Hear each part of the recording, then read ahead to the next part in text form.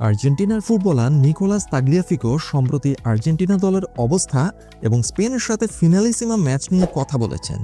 Tagliafico এখন Argentina দলের সাথে স্পেনে আছেন। তারা অ্যাঙ্গোলার বিপক্ষে ম্যাচের জন্য প্র্যাকটিস করছেন।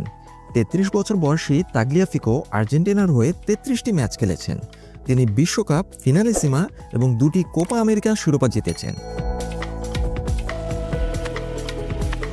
নিকোলাস তাগলিয়াফিকো বিভিন্ন বিষয় নিয়ে কথা বলেছেন। সংবাদ মাধ্যম রেডিও লা রেডের সাথে কথা বলতে গিয়ে নিকোলাস তাগলিয়াফিকো বিভিন্ন বিষয় তুলে ধরেছেন।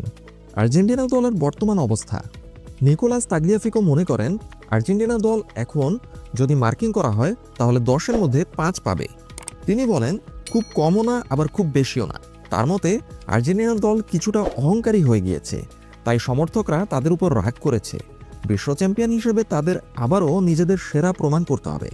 নিকোলাস তাগলিয়াফিকো মনে করেন, একটু দুষ্টুমি করে হলেও ভক্তদের মন জয় করা দরকার।